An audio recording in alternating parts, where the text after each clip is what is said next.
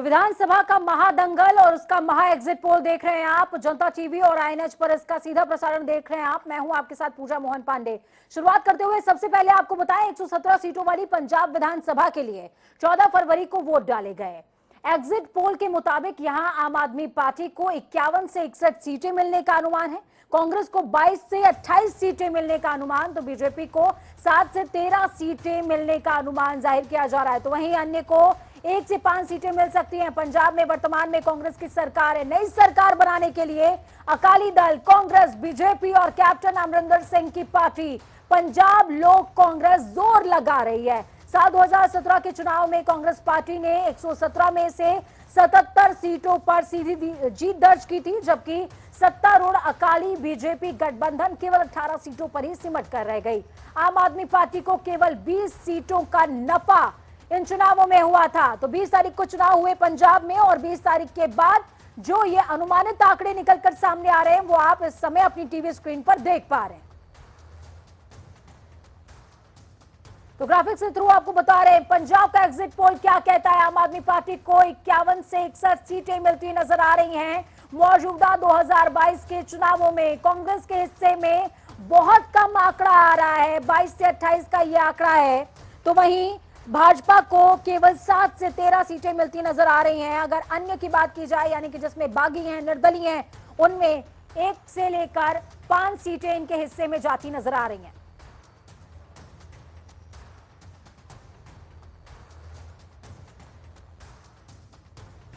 बेहद खास और दिलचस्प ये आंकड़े किस तरीके से देखें, 5 सालों में उलटफेर हो जाता है। अगर समीकरणों को बैलेंसिंग ना रखा जाए तो, संतुलित ना रखा जाए तो क्या मैजिकल नंबर्स सामने आते हैं वो आपकी टीवी स्क्रीन पर हैं। आम आदमी पार्टी के हिस्से में 51 से 61 सीटें जाती हुई नजर आ रही हैं, जो कि 2017 को, माफ कीजिएगा, 2017 में आम आदमी पार्टी के पास महज 20 सीटें थी, जो कि अब बढ़त के साथ अपनी मौजूदगी दर्ज करा रहे हैं।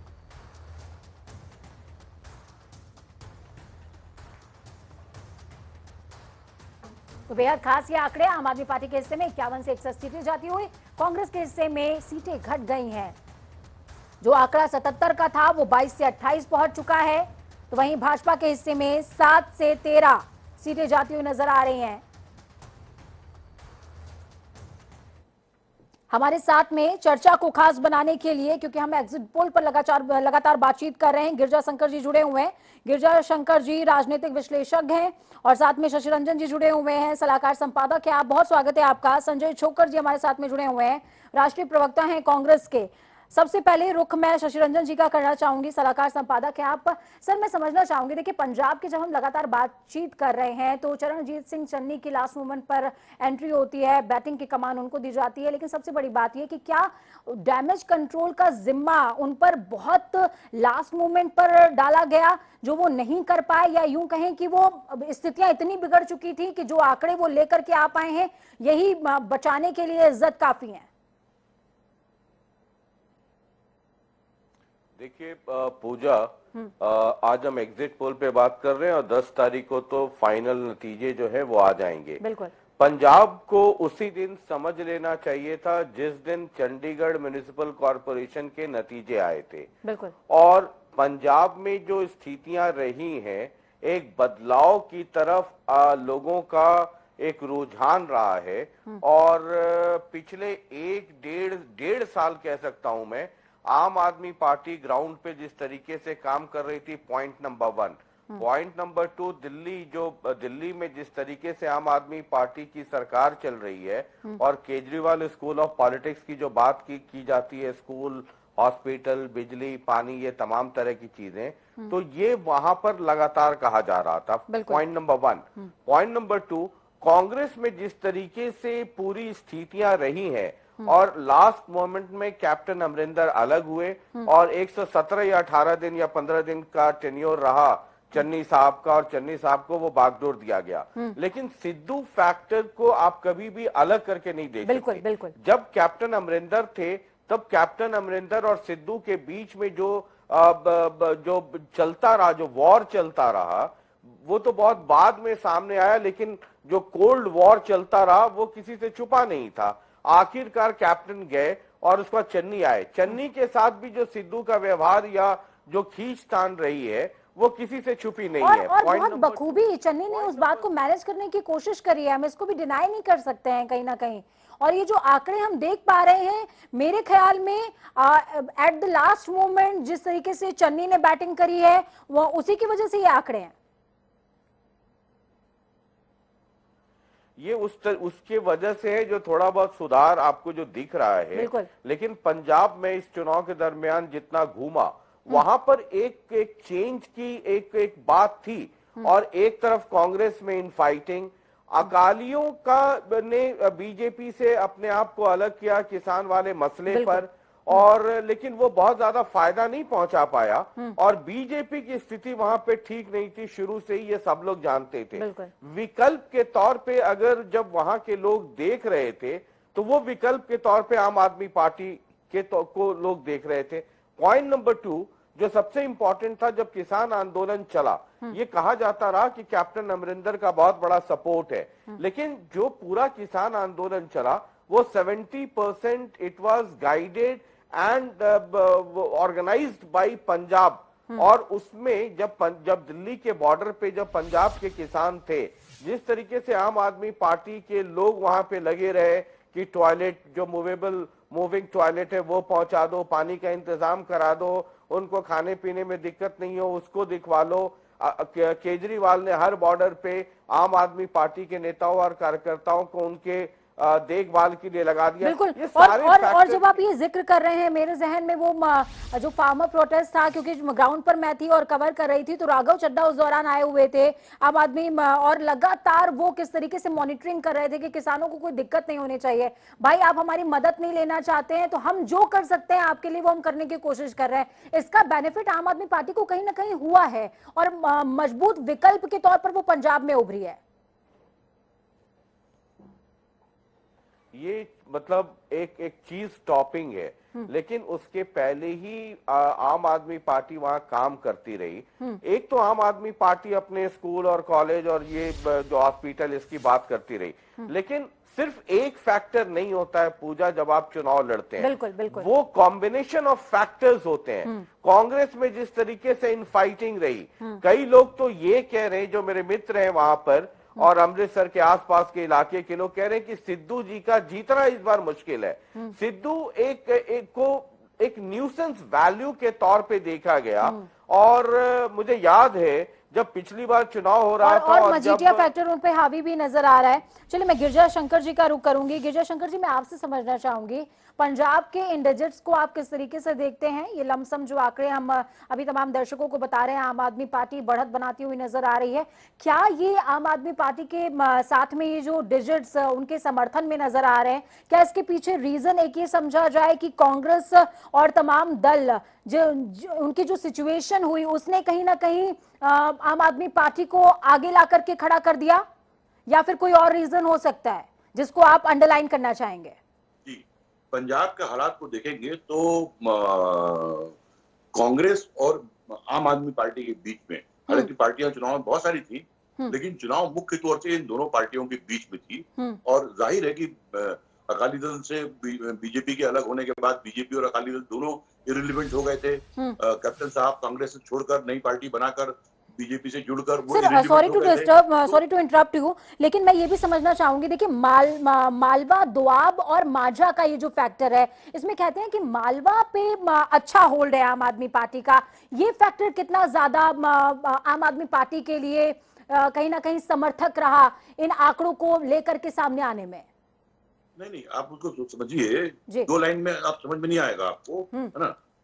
जो स्थिति थी, कांग्रेस और बीजेपी और बाकी तमाम दल जो वो इरिलेवेंट हो चुके थे चुनाव में। कांग्रेस एक बड़ी ताकत थी और उसके विकल्प में आम आदमी पार्टी ताकत थी। कांग्रेस ने जिस तरह से अपनी पार्टी का कबाड़ा किया है कि कैप्टन को यदि हटाना था, कैप्टन ने काम अच्छा नहीं किया था, वादे पूरे नहीं किए थे, तो उसको एक लाइन में हटा दिया जाना चाहिए था। उसको सिद्धू को लाकर जो तमाम नाटक क्रिएट किया गया, तमाम पार्टी के खिलाफ माहौल बनाया गया, बहुत बड़ा नुकसान कांग्रेस को उससे हुआ। चन्नी को बनाने से वो डैमेज बहुत कंट्रोल हो गया। और एक दौर में चन्नी के बनने के बाद लगभग 1-1.5 महीने तक ऐसा लग रहा था कि कांग्रेस वापस वापसी की तरफ बढ़ रही है। लेकिन जिस तरह से सिद्धू का रोल रहा, कांग्रेस अपने आप को खुद खत्म करती गई। जाहिर है कि वैकल्पिक तौर पर आम आदमी पार्टी में मौजूद थी, तो इसका सारा फायदा जो है वो आम आदमी पार्टी को मिला। बिल्कुल। जहां तक मालवा का सवाल है, तो जो आम आदमी पार्टी है, पिछले चुनाव में भी जो उसको 20 सीटें मिली थी, उसमें से 18 सीटें उसी इलाके से मिली थी। दूसरी चीज और देखिए आप कि किसान आंदोलन का बड़ा प्रभाव मालवा में रहा। किसानों ने जो अपने उनका जो पॉलिटिकल एजेंडा था, किसको वोट दीजिए या किसको सरकार बनाइए, ये उनका एजेंडा नहीं था। उनका एजेंडा ये था जो सरकार में है, चाहे वो बीजेपी हो चाहे कांग्रेस हो, उसके खिलाफ हमको वोट करना है, क्योंकि सरकारों ने वादे पूरे नहीं किए। जाहिर है कि किसान आंदोलन के बाद जो किसानों का वोट था वो जिस सरकारों को नहीं देना है, तो विपक्ष में किसके पास जाएगा? तो जाहिर है कि वो आपके पास जाएगा। तो मालवा में बड़ा फायदा आपको इस तरह से मिला। इसलिए मैं समझता हूं कि जो आपको जो एडवांटेज है, उनकी अपनी पॉलिसी, उनका अपना संगठन, उनका अपना चुनाव प्रचार, इसके साथ साथ जो बड़ा फायदा उनको मिला है कांग्रेस के अपने घमासान का। कांग्रेस मैं आपसे ये भी समझना चाहूंगी और मेरे माध्यम से तमाम दर्शक भी समझना चाहेंगे, आप भगवंत मान की जो स्टैंडिंग है उसको किस तरीके से देखते हैं आम आदमी पार्टी के पक्ष में? कितना उनका रोल काम आया है?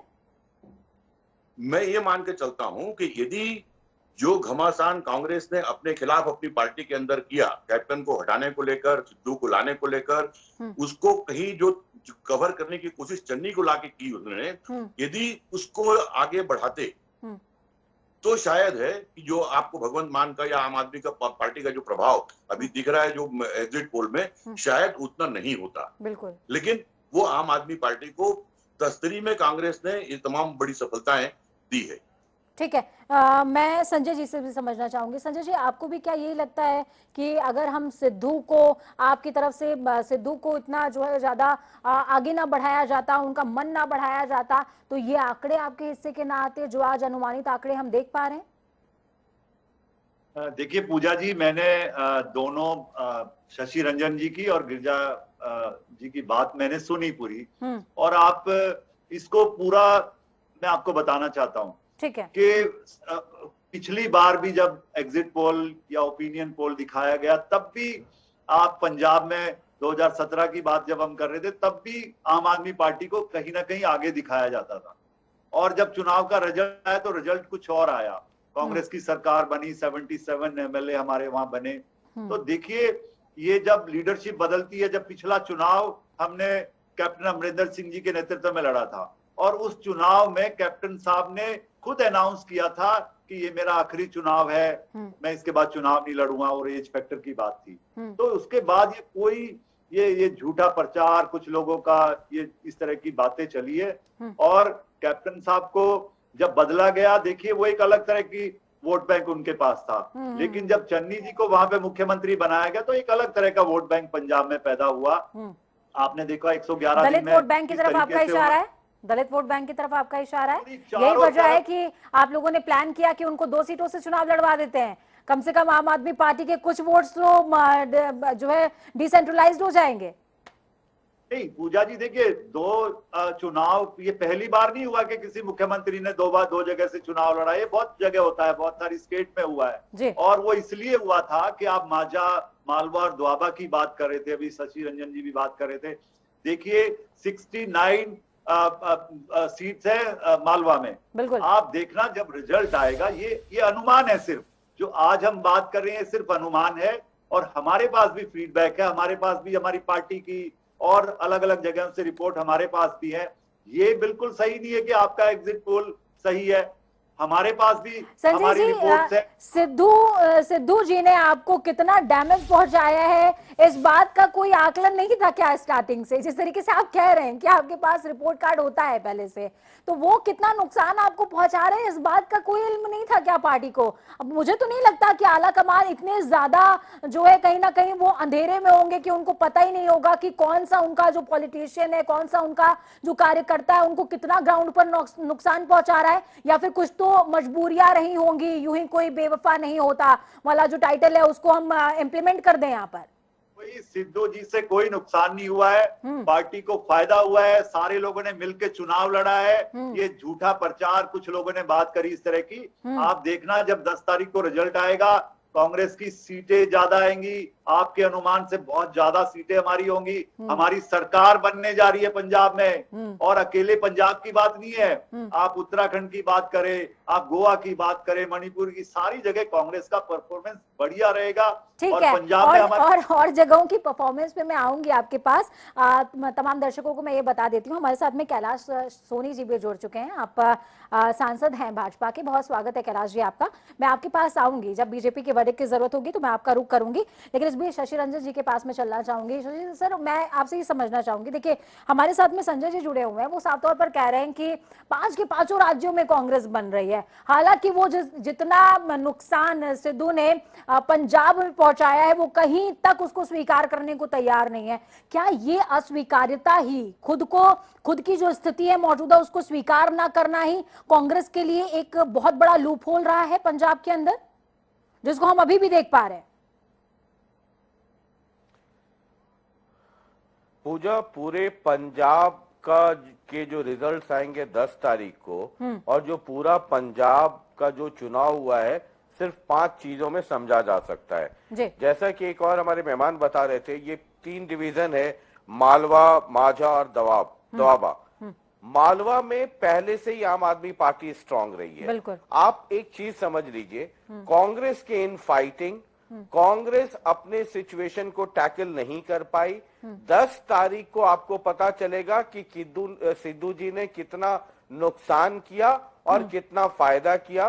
कई लोग बहुत ही लाइटर मूड में मजाक में कहते हैं कि सिद्धू एक स्कूल है, एक स्कूल ऑफ थॉट है, एक कैरेक्टर है जो अपने घर में नहीं पड़ोसी के घर में अच्छे लगते हैं। पॉइंट नंबर 2, अकालियों की जो वोट प्रतिशत है इस बार घटेगा। और कई लोगों से जब मैंने ये पूछा कि अकाली एक रूल करते रहे, ये कहा जाता रहा है कि अकालियों का अपना एक वोट बैंक है, पूरा एक कैडर है, मतलब वोटरों का एक कैडर है।